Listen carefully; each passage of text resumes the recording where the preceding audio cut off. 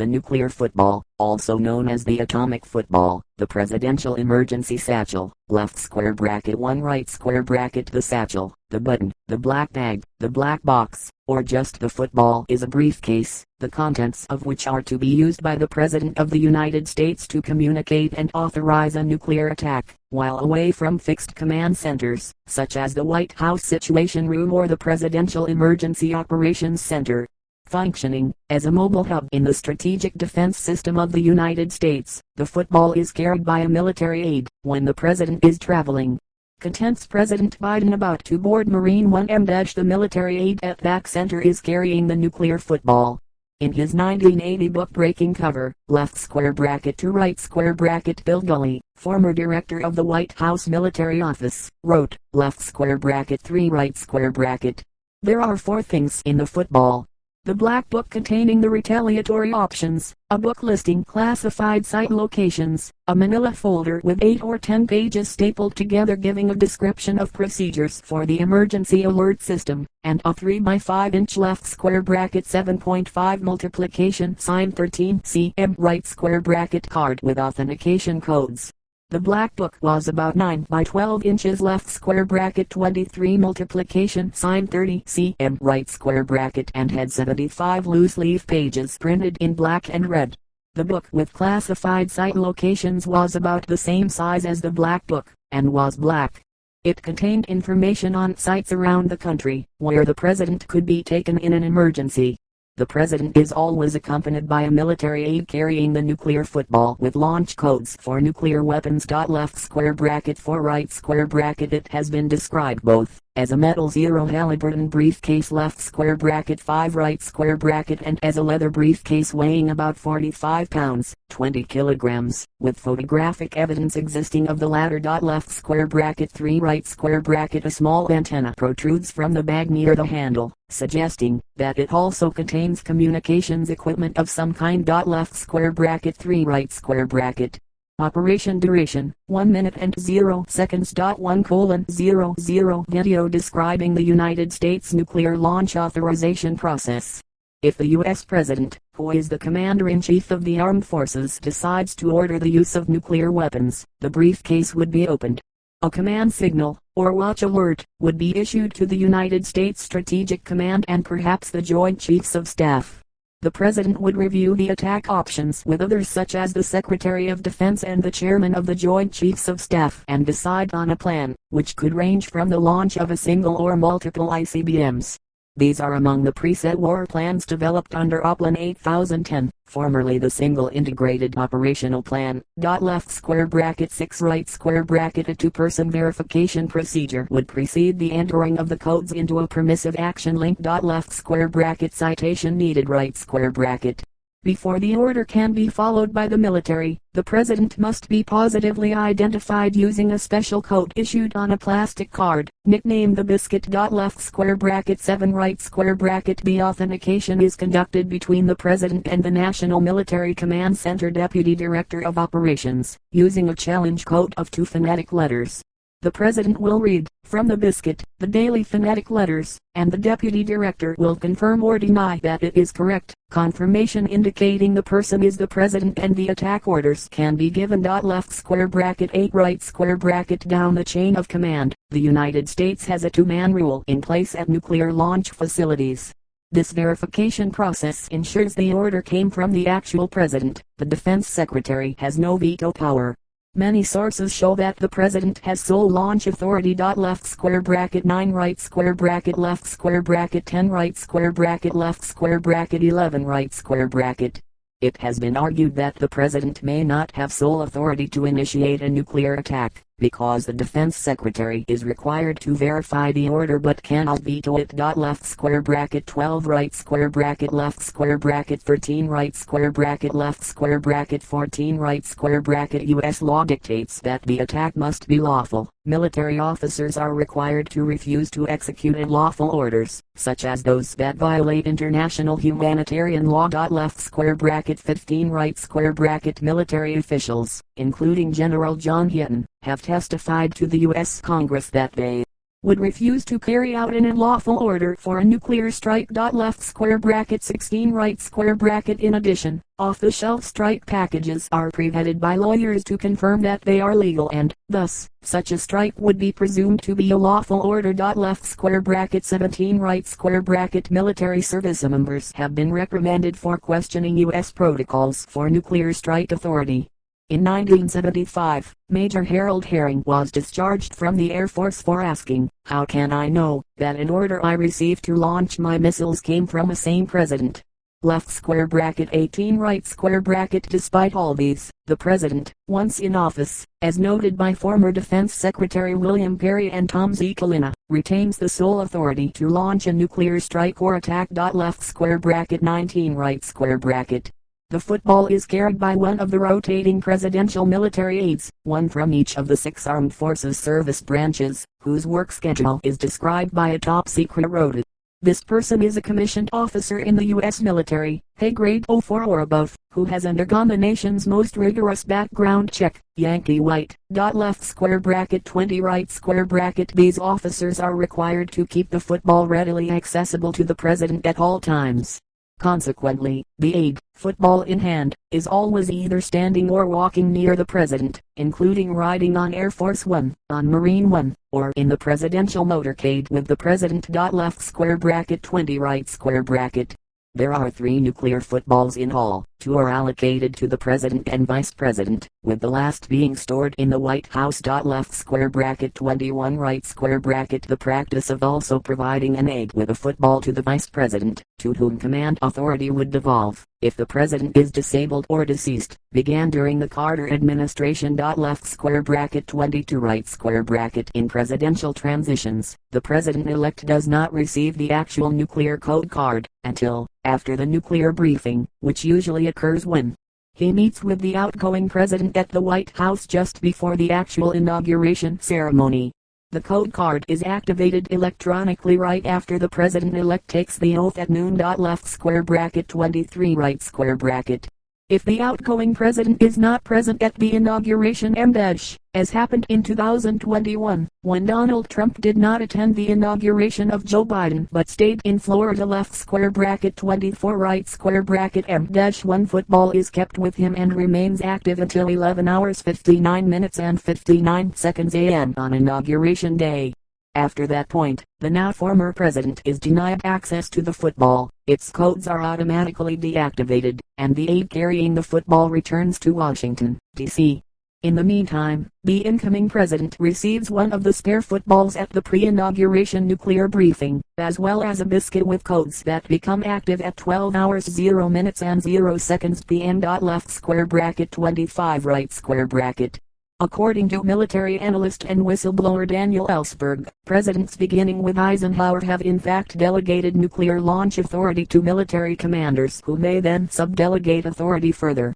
In Ellsberg's view, the nuclear football is primarily a piece of political theater, a hoax that obscures the real chain of nuclear command and control. Left square bracket 26 right square bracket. History. The nuclear football dates to the last years of the presidency of Dwight D. Eisenhower, when it became an instrument for White House emergency preparations and presidential control over nuclear weapons. The notion that a designated military aide should accompany a traveling president with a special satchel such purposes was the creation of White House naval aide Edward L. Beach Jr. Left square bracket 27 right square bracket. On 19 January 1961, the day before his inauguration, President-elect John F. Kennedy received a briefing from President Eisenhower and his Staff Secretary General Andrew Goodpaster on emergency procedures in a nuclear crisis. Left square bracket 28 right square bracket. Goodpaster described the contents of the satchel, which plans for implementing Federal Emergency Plan D-, and a document authorizing nuclear weapons use in a crisis. That was the Joint Chief of Staff Emergency Actions file, left square bracket 29 right square bracket, which included instructions for U.S. commanders to transfer nuclear weapons to NATO allies and arrangements to enable the President to participate in an emergency telephone conference with the Defense Secretary and the Joint Chiefs of Staff. Goodpaster also showed Kennedy a booklet of instructions for military commanders providing advanced authorization, pre-delegation, for nuclear weapons use in the event that the president had not survived a nuclear attack and communications with Washington, D.C., were cut off. Left square bracket 30 right square bracket. During his administration, President Kennedy routinized the satchel, which was known as the black bag. When the Berlin crisis raised questions about a possible nuclear emergency in January 1962, Kennedy discussed with White House Naval Aide Tazewell Shepard what procedures would be necessary for making a nuclear response during a military confrontation, and how he would direct the Pentagon to do so. Shepard formulated questions that Kennedy could use during a meeting with the Joint Chiefs on methods for communicating and authenticating presidential instructions in a crisis. Left square bracket 31 right square bracket. The questions concern procedures for contacting the Joint War Room at the Pentagon, if the president believed it necessary to launch an immediate nuclear strike against the communist bloc, and for example, if the president used the red button on the telephone to contact the war room, what would he say to make such a request, and how would the instructions be verified? Left square bracket 32 right square bracket. A record of the Kennedy Joint Chiefs of Staff Conference has not been disclosed, but according to National Security Advisor McGeorge Bundy, one takeaway from the discussion was that the president expected to be able to initiate, as well as participate in, an emergency conference with the Secretary of Defense and the Joint Chiefs of Staff. Bundy expected the Pentagon to cooperate by holding practice drills so that war room staff could handle a presidential request. Left square bracket 33 right square bracket. Another administrative response may have been the inclusion in the black bag of a card, later known as the biscuit, with the codes needed to authorize launches of nuclear weapons. According to William Manchester's account, by the time of Kennedy's assassination, the black bag included such codes, as well as contact details for communicating with the British Prime Minister and the President of France in a nuclear crisis. It also included several dozen emergency action papers, later known as Presidential Emergency Action Documents, PEDs, including proclamations for martial law. Left square bracket 34 right square bracket. Left square bracket 35 right square bracket. A major component of the black bag was the SIOP Execution Handbook, also known as the Gold Book, with details on the single integrated operational plan attack options available to decision makers. Kennedy had received several briefings on the SIOP, which acquainted him with its basic features. Left square bracket 36 right square bracket. To protect such sensitive contents, the black bag was by November 1963 a 30-pound metal suitcase with an intricate combination lock. Left square bracket 34 right square bracket. There was some consideration during 1965 of finding ways to reduce the weight, apparently to no avail, because recent accounts describe the weight as 45 pounds, 20 kilograms. Left square bracket 37 right square bracket. Left square bracket 38 right square bracket. During the Eisenhower administration, Vice President Richard Nixon had an emergency satchel assigned to him. When Kennedy became president, one of the White House military aides sent a satchel to Vice President Lyndon B. Johnson, but his office returned it for unexplained reasons. According to JCS Chairman General Maxwell D. Taylor, Johnson knew about the satchel, but never received a briefing on it before he became president. Left square bracket 39 right square bracket. By the time of President Kennedy's assassination, if not earlier, the black bag was also becoming known as the football. Left square bracket 40 right square bracket. General Chester Clifton stated in his 1986 interview that the term was used jokingly, and he described how warrant officers, who were on a 24-hour schedule, would regularly hand off the black bag to the next person. Left square bracket 41 right square bracket. That routine could have inspired the football metaphor, which dovetailed with the Kennedy clan's penchant for touch football. Left square bracket 42 right square bracket. Various sources claim, often mentioning Secretary of Defense Robert McNamara as a source, left square bracket 43 right square bracket, that the term football was derived from a nuclear attack plan codenamed Dropkick. Left square bracket 44 right square bracket. When and where McNamara made such a statement has not been cited, nor is there an original source for the Dropkick reference. That claim may have a fictitious premise, because Dropkick appears distinctively in the film Dr. Strangelove when the character General Buck Turgidson, George C. Scott, informs President Merkin Muffleye, Peter Sellers that the wayward B-52s headed to the Soviet Union were part of a special exercise we were holding called Operation Dropkick. Left square bracket 45 right square bracket. As President Johnson possibly found stressful the presence of the military aide carrying the football, on one trip during his 1964 campaign, the aide flew on a separate plane. Left square bracket 46 right square bracket. During 1965, Johnson discussed with Robert McNamara an arrangement to eliminate the need for an aide to be in constant attendance upon him. Left square bracket 47 right square bracket. Word of that proposal began to circulate in the media, prompting White House aide Jack Valenti to deny that it had been under consideration. The newspaper article citing the denial, the syndicated Alan Scott report, is perhaps the earliest public reference to the football, quoting Valenti as saying that the black bag, or football, as we call it, goes wherever the president travels. Left square bracket 48 right square bracket. President Nixon walking to Marine One Embassy. He is being followed by a military aide carrying the nuclear football. As the football became a routine element of the presidential entourage, some information about it appeared. A 1965 Baltimore Sun article reported on how the launch codes could be transmitted in a crisis and on the systems that were in place at the Pentagon to verify presidential orders. Left square bracket 49 right square bracket. Public officials hosting presidents sometimes noticed an aide carrying the football. When President Richard Nixon attended the ceremonial opening of the BART in September 1972, his hosts were aware of a peculiar briefcase carried by a U.S. Marine officer. Left square bracket 50 right square bracket. Mishaps could occur at Camp David in 1973, when Soviet General Secretary Leonid Brezhnev spontaneously drove off with Nixon in a Lincoln Continental that the president had given him. Nixon was separated from the Secret Service and presumably the bagman. Left square bracket 51 right square bracket. One president may have been unwilling to accommodate the football holder when traveling from the White House. Reportedly, Jimmy Carter refused to let the military aide stay in a trailer at his residence in Plains, Georgia, although Carter later denied the allegation. Left square bracket 52 right square bracket.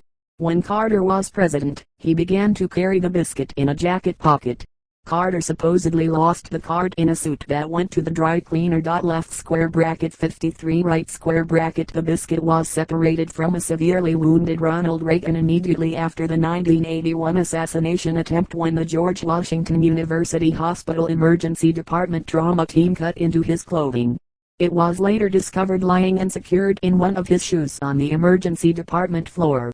During the incident, Reagan was separated from the rest of the football as well, because the officer who carried it was left behind, as the motorcade sped away with the wounded president. Left square bracket 54 right square bracket.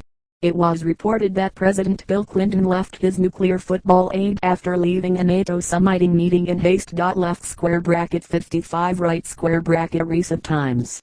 As the nuclear football is required to be near the president at all times, the aides carrying it frequently appear in press photographs. Left square bracket 56 right square bracket. In February 2017, a guest at President Trump's Mar-a-Lago resort posed for a photo with the military aide carrying the football, posting the image to Facebook and identifying the aide by his first name. Left square bracket 57 right square bracket. The photo was posted while Trump was hosting Japanese Prime Minister Shinzo Abe, around the same time as news broke that North Korea had fired a nuclear-capable Pugaksan-2 ballistic missile over the Sea of Japan. Left square bracket 58 right square bracket. Left square bracket 59 right square bracket. U.S. military officials clarified that it was neither illegal nor against proper procedure for the officer to appear in such a photo, although they conceded that the situation was strange. Left square bracket 56 right square bracket.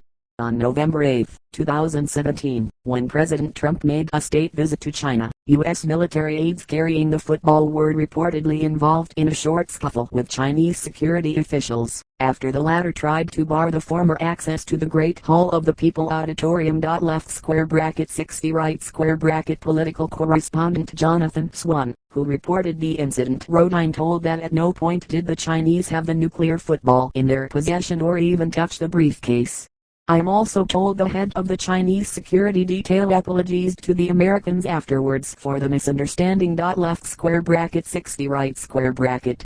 On January 6, 2021, during the storming of the United States Capitol by rioters, security footage, displayed during the subsequent Trump impeachment trial, showed Vice President Mike Pence along with the aide carrying the backup football being hastily evacuated from the Senate chamber. While the Vice President was sheltering with his team and family, the football came within 100 feet, 30 m, of the approaching rioters.